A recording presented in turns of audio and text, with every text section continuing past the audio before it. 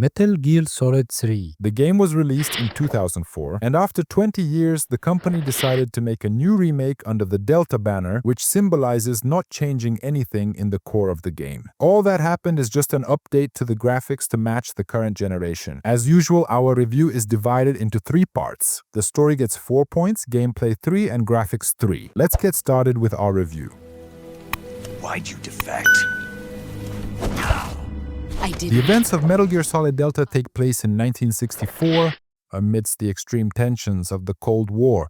The story follows the secret agent Naked Snake, who infiltrates deep into the Soviet Union on a mission to rescue the Russian rocket scientist Sokolov. Snake finds himself facing off against a secret organization and his former mentor, the boss, who has defected to the other side, in addition to a cast of unique and eccentric characters like the Cobra unit.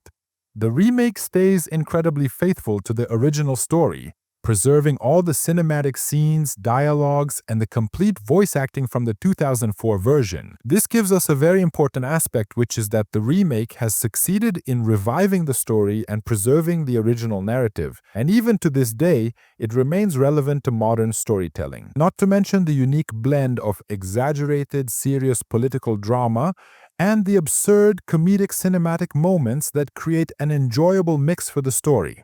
So it really serves as a gateway for people who didn't try the game back then to explore the world of Metal Gear, because the game truly was worth experiencing. The first problem I encountered, especially for the older generation, is that there was no creative touch added to the story, which led to some boredom and predictable events.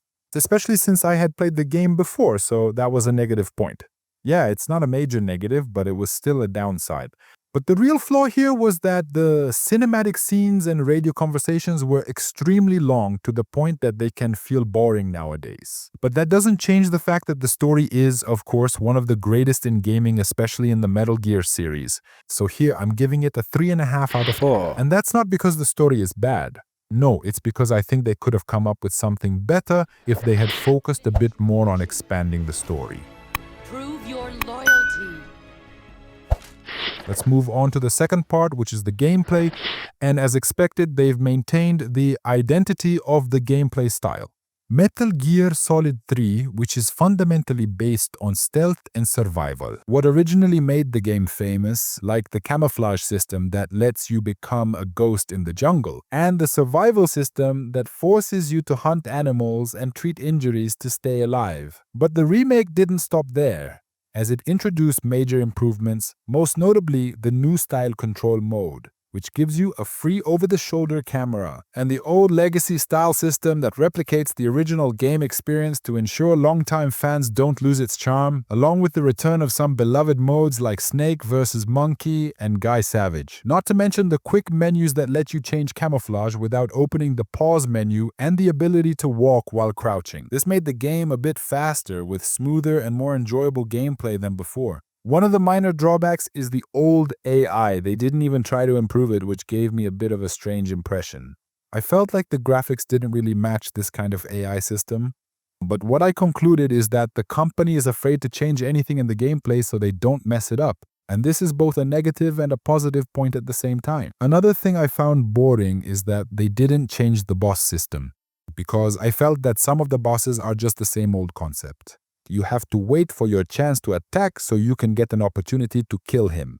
They could have improved it more so it would be more enjoyable and also fit the graphics and the current generation. So they should have tweaked the gameplay a bit to suit the current era, not the old one. But that doesn't mean the game doesn't offer an enjoyable experience. But here, I'm going to give it 2 out of 3 because there's no creativity in it. So 2 out of 3 is enough for it. An unstoppable trump card with enough power to bring. Let's move on to the last aspect, which is the graphics.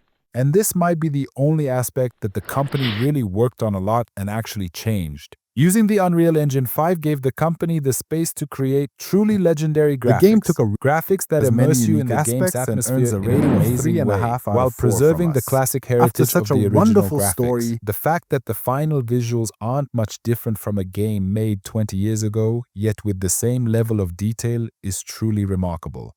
But focusing only on graphics and neglecting the technical aspects really drags down your rating. Having a loading screen everywhere made the game extremely slow and heavy. especially now that we've gotten used to fast travel without loading screens. Not that I have to enter a nearby place and still get a loading screen. So here, I'll give the graphics a score of 2.5 out of 3, just for the effort they put into bringing this masterpiece to the present with the same level of detail. The final rating for the game is 8 out of 10, because the game really is worth trying regardless of some flaws that won't significantly affect your overall experience. And that was today's video. If you enjoyed, please like and comment. If it's your first time, subscribe. Goodbye.